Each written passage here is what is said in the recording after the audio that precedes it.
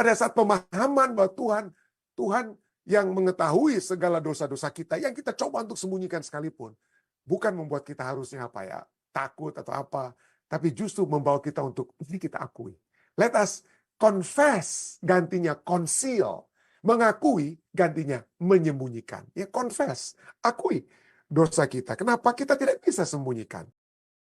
Berbahagialah orang yang diampuni pelanggarannya, yang dosanya ditutupi. Beberapa orang mungkin menemukan fakta bahwa Tuhan mengetahui begitu banyak tentang mereka, tentang kita. Bahkan rahasia yang tergelap mereka. Pemikiran yang agak menjadi satu pemikiran yang agak menakutkan. Jadi, gimana nih kalau Tuhan lihat-lihat saja, kalau saya lagi mandi, saya lagi bikin ini sih. Ya, tidak ada salahnya ya, dengan kata lain ya. Tuhan melihat semua. Tapi ini pemikiran yang agak menakutkan gitu ya. Tapi mengapa? Ya, mengapa Injil adalah satu-satunya harapan kita? Nah, ini berhubungan dengan apa ya? Dosa-dosa tersembunyi. Tapi nanti kita akan lihat ya. Apakah yang dapat kita yakini tentang keberadaan Tuhan yang begitu besar, yang mengetahui setiap aspek kehidupan kita, keberdosaan kita yang kita coba sembunyikan. Tidak ada yang mengetahui dosa saya mungkin ya. Anda tidak ada tahu, bahkan istri saya, anak-anak saya, semua mungkin tidak ada yang bisa tahu. Tapi Tuhan mengetahui. Tuhan mengetahui. Anyway, pelajaran kita dari kitab Mazmur 139, kita bisa lihat bagaimana Allah kita itu yang Allah yang besar. Ya, pemazmur menyebutkan dia sebagai Allah yang besar. Dia mengetahui dan melihat segala sesuatu. Pada saat aku berdiri, aku berjalan, ada dalam diri, ada dalam hatiku, semua tahu dia. Allah itu disebut dalam bahasa teologianya omniscience atau omniscience God. Allah yang maha mengetahui dan selalu melihat. Dia tahu semuanya. Tidak ada yang tersembunyi. Tidak ada yang dia tidak ketahui. Omniscience God. Itu Mazmur 139. Itu bicara tentang karakteristik Allah ya.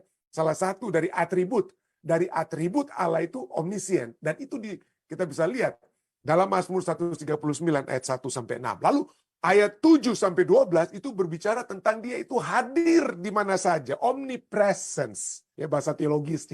Allah yang maha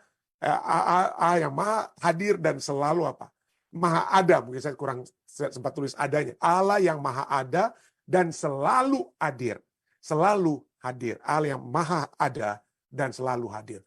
Ayat ke-13 sampai 18 itu berbicara tentang Allah yang maha kuasa. Omnipotence God. Allah yang memiliki kekuasaan yang tidak bisa dibatasi. Sampai ada teolog-teolog yang main-main gitu.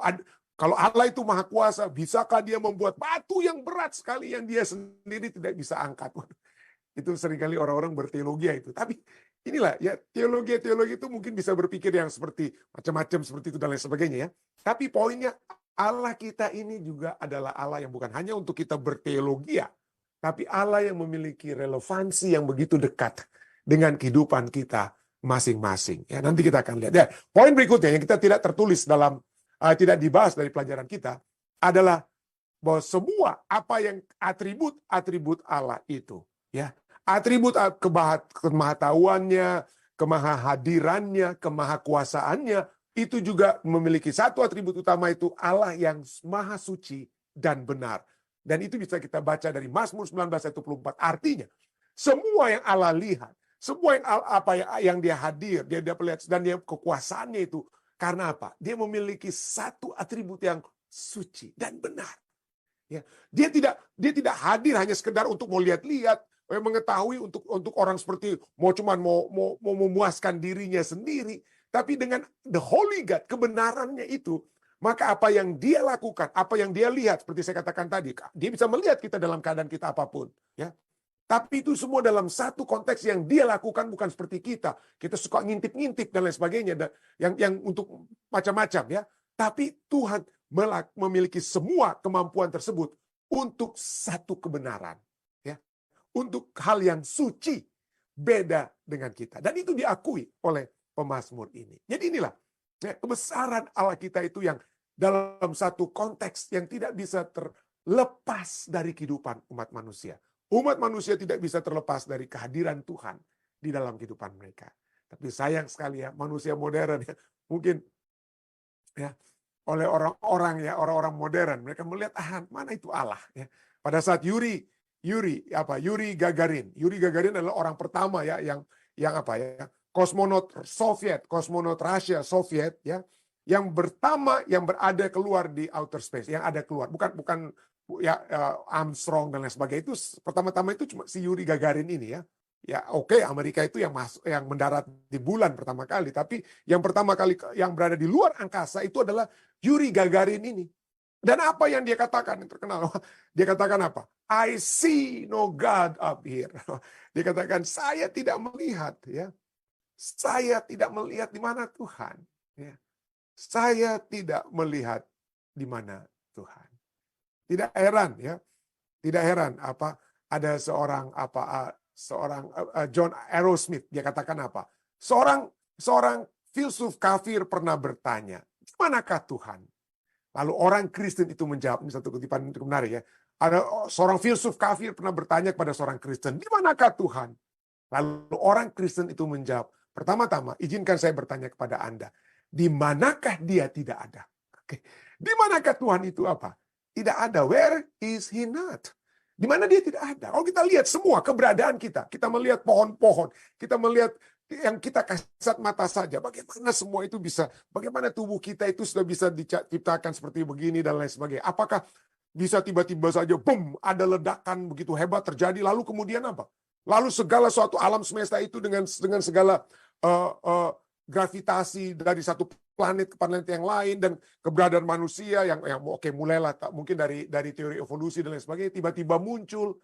Bisakah seperti kita sudah pernah pelajari waktu lalu, ya, Leibniz question, kenapa ada sesuatu itu ada, gantinya tidak ada. Jadi disinilah kita hanya bisa melihat, ya, semua filsuf, bukan hanya filsuf, tapi saintis-saintis, saya sudah sering katakan itu. Richard Dawkins dalam lecture-nya, ya, perkuliahannya, ada 7 perkuliahannya, dan bukunya itu Theory of Everything. Di lecture nomor ke-7, bagian ke-7, dia harus akui bahwa dunia atau alam semesta ini sudah begitu sempurna untuk keberadaan manusia di dalamnya. Dia tidak bilang itu oleh sebab adanya Tuhan.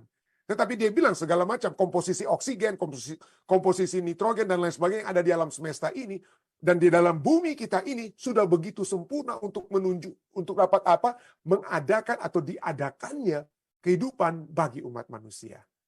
Where is he not? Di mana Allah kita itu tidak ada. Jadi sayang sekali, Yuri Gagarin, mana ini Tuhan? Mana ini Tuhan di atas ini? Di atas pada saat dia keluar dari pesawat ruang angkasanya, dia lihat mana nggak ada Tuhan nih, ya. Jadi manusia zaman sekarang ini beda dengan zaman dahulu yang percaya dan melihat adanya Tuhan dalam kehidupan mereka. Tapi orang-orang zaman sekarang, apalagi yang ateis, ya, dan ini yang dikatakan oleh Charles Spurgeon, menarik sekali dia katakan, ya, atheism is a strange thing. Ateisme adalah satu hal yang aneh.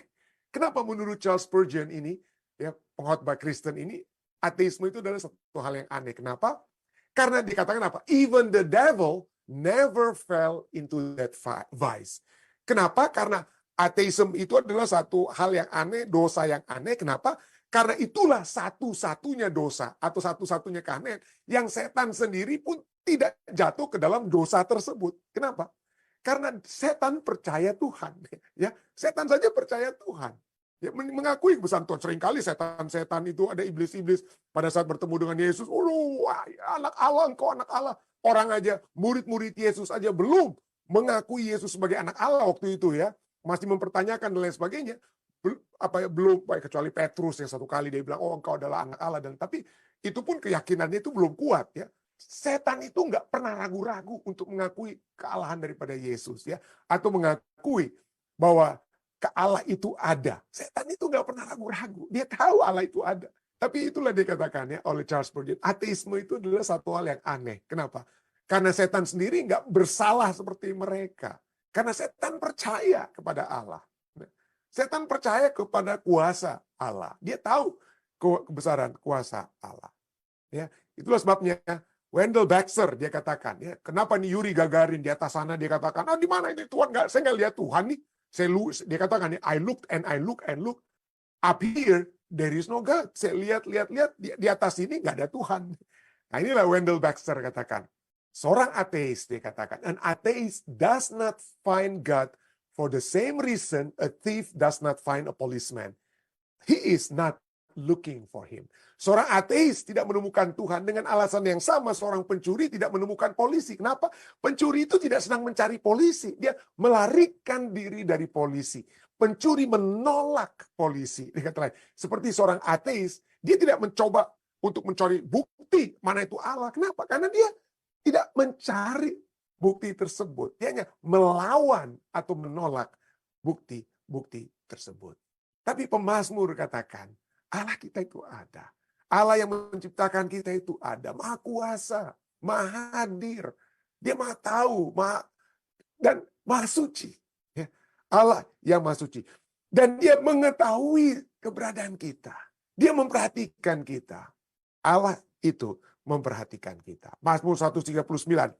Tulang-tulangku tidak terlindung bagimu ketika aku dijadikan di tempat yang tersembunyi dan aku direkam di bagian-bagian bumi yang paling bawah. Tuhan mengetahui segala sesuatu tentang kita. Tulang-tulang kita, my frame, my substance, ya. Dari kata otsem bahasa Ibraninya, ya. Kekuatan juga dapat berarti tulang atau substansi diri. Substansi diri, keberadaanku itu tidak terlindung, ya. Dan ini menjadi inti dari apa yang Daud katakan dalam Mazmur 139. Mazmur 139 Daud berbicara di awal dan di akhir tentang Tuhan yang mengetahui semuanya. Tuhan dikatakan dalam Mazmur 139 ayat 1, Tuhan, Engkau menyelidiki. Engkau menyelidiki. Bukan menerka-nerka atau apa. Tuhan adalah Tuhan yang suka menyelidiki. Pada saat kota Sodom dan Gomora saja berdosa, Tuhan menyelidiki. Dia bisa tahu, dia dalam kemahatauannya, dalam kemahakuasaannya, kemahadirannya, tapi tetap saja Tuhan memberikan contoh. Dia turun bertemu terlebih dahulu dengan Abram, ya, sebelum kemudian dia pergi langsung ke kota Sodom, kirimkan malaikatnya untuk melihat keberadaan kota Sodom dan Gomora. Jadi Tuhan yang menyelidiki, dia maha tahu, tapi dia selalu double check. Tuhan kita selalu double check, dia cek terus menerus, ya.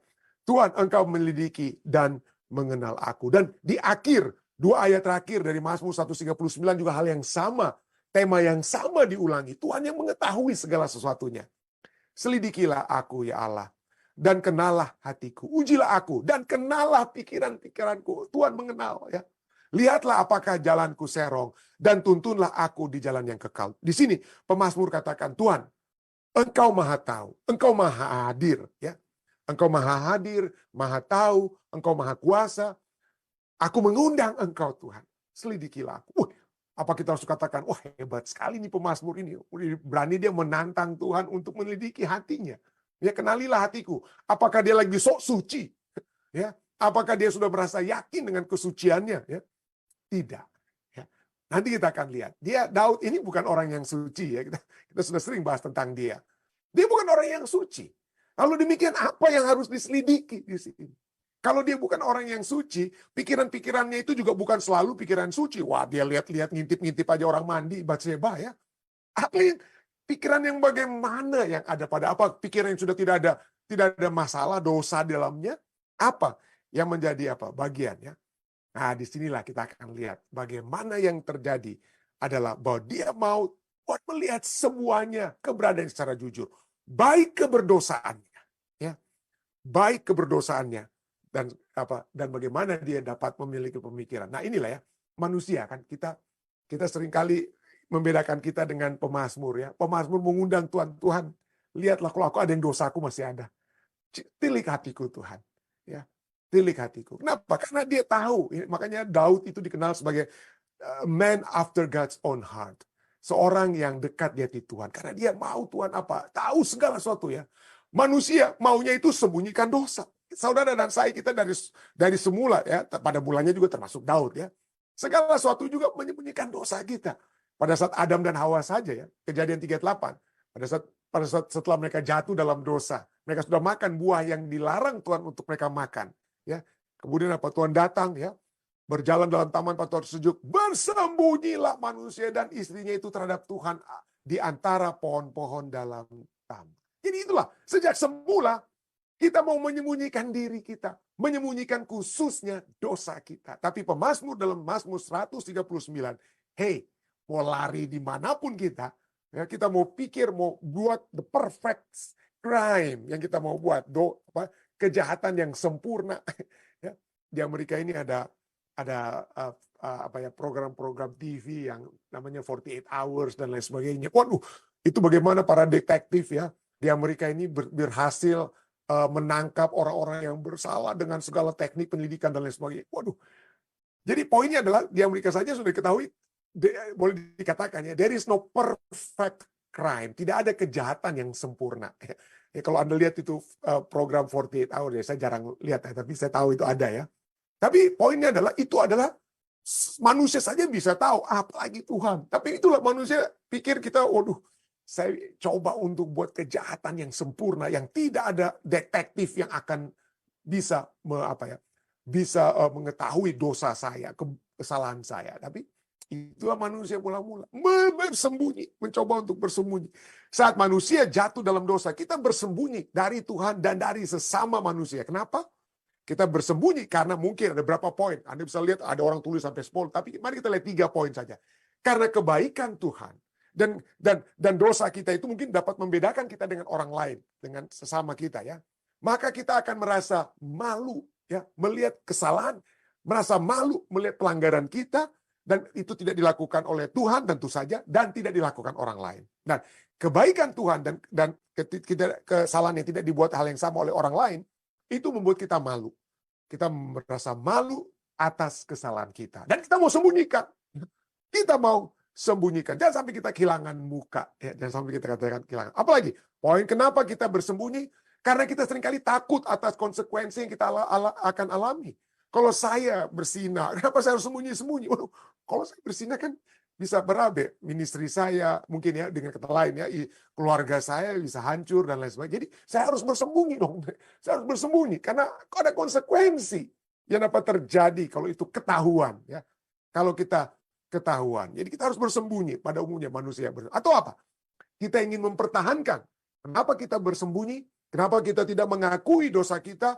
Karena itu akan merusakkan citra kita. Waduh, apa ini pendeta ini kok aduh, jadi rusak deh, jadi tercemar ya, nila setitik merusakkan susu sebelanga. Aduh, itu seringkali kita dengar ya. Jadi kita ingin mempertahankan citra kita, citra diri kita ya.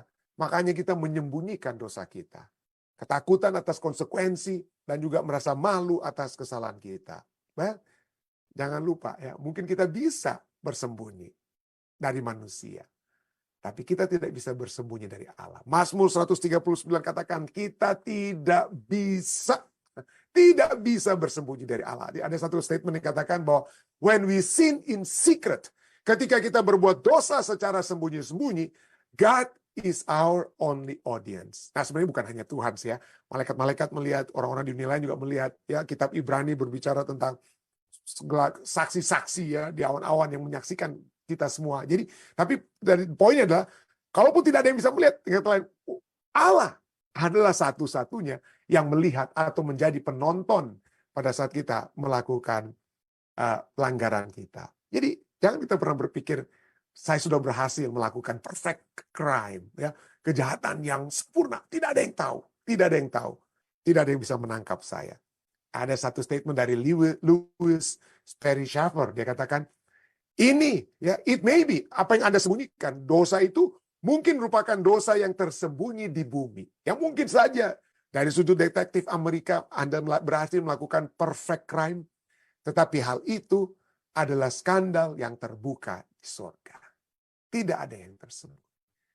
Nah, tadi menjadi pertanyaan, apakah pengetahuan kita bahwa Allah mengetahui segala sesuatu, aduh gimana nih, aduh kok Allah begitu sih ya, justru membuat kita menjadi apa ya, membenci Allah ya, karena dia mengetahui segala sesuatu. Karena atribut atau keberadaannya memang mengetahui segala sesuatu itu membuat kita jadi udahlah, nggak usah dah ya, terserahlah ya, buatlah yang kita mau buat ya, dia mau lihat nggak mau lihat atau apa ya. Tapi poin yang ingin dikemukakan oleh pemazmur pada saat Allah mengetahui segala sesuatu adalah bukan supaya kita menyembunyikan, bukan supaya kita ya, bukan untuk menyembunyikan seperti yang dilakukan oleh Adam dan Hawa, atau seperti yang Daud sendiri mula-mula lakukan pada saat dia bersinah dengan apa? Dengan Batsheba, dia bunuh suaminya Batsheba, dia bunuh si Uria dan lain. Dia pikir dia bisa menyembunyikan dosanya sampai Nabi Nathan datang kepadanya. Anda bisa baca dari Mazmur 51 bagaimana Daud mengakui dosanya itu di Mazmur 51. Jadi itu pada saat pemahaman bahwa Tuhan yang mengetahui segala dosa-dosa kita yang kita coba untuk sembunyikan sekalipun, bukan membuat kita harusnya takut atau apa, tapi justru membawa kita untuk ini kita akui. Let us confess, gantinya conceal. Mengakui gantinya menyembunyikan. Ya, confess, akui dosa kita. Kenapa kita tidak bisa sembunyikan? Lukas 8 ayat 17. Sebab tidak ada sesuatu yang tersembunyi yang tidak akan dinyatakan. Semuanya itu tertulis. Ya, saya bisa menyembunyikan dosa saya dari istri saya, dari anak-anak saya, dari orang tua saya, dari Anda semua. Tapi semuanya itu tertulis dalam buku kehidupan. Dan tidak ada suatu rahasia yang tidak akan diketahui dan diumumkan. Wah, kita sudah pelajari saat ini sedang terjadi di investigative judgment. Ada pengadilan atau penghukuman awal yang ada di surga buat orang-orang benar ya. Ada dicatat semua kehidupan saya, kehidupan Pendeta Stephen Rantu itu dicatat dalam kitab kehidupan. Semua perbuatan dosa saya pada hari ini, tanggal ini, semua dengan kata lain tercatat semua. Itu sedang terbuka. Ya, sedang dibuka dalam pengadilan di surga. Tapi puji Tuhan, ya puji Tuhan kita memiliki Yesus Kristus yang kita sudah pelajari itu lalu ya. Bukan hanya dia sebagai hakim, tapi dia juga pengacara kita, dia juga saksi yang meringankan kita dan dia juga sahabat kita. Ya, jadi kita semua, perbuatan kita semua tertulis dalam buku kehidupan saat ini. Saat ini semua tertulis. Tapi puji Tuhan ya, itu nanti kita akan lihat pada akhirnya. Semua yang perbuatan-perbuatan itu kemudian akan ada sesuatu yang akan terjadi pada saat kita mengakui. Apa itu? Nah, kita akan lihat ya. Tapi poinnya, tidak ada sesuatu yang tidak akan dinyatakan, tidak ada yang rahasia. Segala sesuatu akan diketahui dan akan diumumkan. Mazmur 98 dikatakan, engkau menaruh kesalahan kami di hadapanmu dan dosa kami yang tersembunyi dalam cahaya wajahmu. Kita mau buat dosa kita itu di tempat yang gelap-gelap. Digelapkan dosa-dosa kita disembunyikan dari terang. Tapi dosa kita yang kita mau coba gelapkan itu, kita sembunyikan itu adalah cahaya terang di wajah Tuhan. Tuhan tahu semua. Tuhan melihat semuanya. Jadi tidak ada yang dapat kita conceal, sembunyikan. Yang terjadi, kita harus mengakui. Kita harus confess, bukannya conceal. Kalau kita tidak mengakui, nah ini dia, 1 Yohanes 1 ayat 8 katakan, jika kita berkata bahwa kita tidak berdosa, oh enggak, saya enggak buat itu. Ya, kita sedang mengelak, menyembunyikan, ya, tidak mengakui dosa kita. Kita merasa kita tidak berdosa karena kita coba sembunyikan. Maka kita bukan menipu Tuhan, maka kita bukan menipu istri kita, maka kita bukan menipu keluarga kita atau anggota atau siapapun. Kita menipu diri kita sendiri. Wah, itu kalimatnya. Ditekankan ini. Menipu diri kita sendiri. Dan kebenaran tidak ada di dalam kita. Jadi jangan kita apa? Sembunyikan. Ya. Jangan kita katakan dosanya itu nggak ada yang tahu, ya udah. Ya. Kita tidak buat karena tidak ada yang tahu. Tidak. Kita harus akui. Ya. Kenapa? Karena pada saat kita mengakui atau confess, inilah, maka Allah akan menutup. Betul, saat ini ada pengadilan surga, investigative judgment. Semua tindakan-tindakan kita, baik yang terlihat maupun tidak terlihat, yang kita akui maupun yang belum kita akui, yang masih kita sembunyikan, tertulis semua dalam kitab surga. Tapi pada saat kita mengakui, pada saat dibaca semua, Stephen Rantung, tanggal sekian ini yang dia buat, tapi dia mengakui dosanya. Dia mengakui dosanya. Dia minta untuk dikuatkan. Dia minta untuk diangkat dari lumpur dosanya. Dia minta agar dosa itu dapat dikalahkan. Dia minta agar kemauan dan kemampuan untuk mengalahkan dosa diberikan, kita berikan. Maka di dalam pengadilan surga itu ya, nama kita itu apa? Tetap berada dalam buku kehidupan. Kenapa? Karena dosa-dosa yang kita buat itu ditutupi, cover. Ya. Jadi jangan kita conceal. Kita harus confess agar supaya dosa kita itu di-cover, ditutupi. Dan ini menjadi tema utama dari Alkitab. Ya. Tema utama Alkitab, misalnya Mazmur 30 ayat 1, dari Daud, nyanyian pengajaran. Berbahagialah orang yang diampuni pelanggarannya. Orang yang diampuni pelanggaran artinya apa? Yang minta pengampunan. Yang datang kepada Tuhan, Tuhan saya sudah bersalah. Minta kepada Tuhan. Mungkin kita tidak bisa mengakui kepada siapa orang-orang ya. Orang lain mungkin kita tidak bisa akui. Tapi kalau orang itu sudah merupakan dosa umum, yang sudah menjadi dosa umum dan apa ya, yang sudah merusak tata cara keluarga, tata cara gereja dan lain sebagainya, harus diakui secara umum ya. Tapi jika Anda telah berhasil melakukan perfect sin, perfect crime ya, yang hanya Tuhan yang tahu, mungkin Anda harus akui itu kepada Tuhan. Dan jika Roh Kudus berbicara kepada Anda untuk Anda akui di depan umum, jika itu yang menjadi jika itu yang diimpresikan oleh Roh Kudus, lakukan ya. Jangan kita sembunyikan ya. Tapi kita pertama-tama, yang utama kita harus akui kepada Tuhan, akui kepada Tuhan. Dan pada saat kita minta pengampunan, dikatakan apa?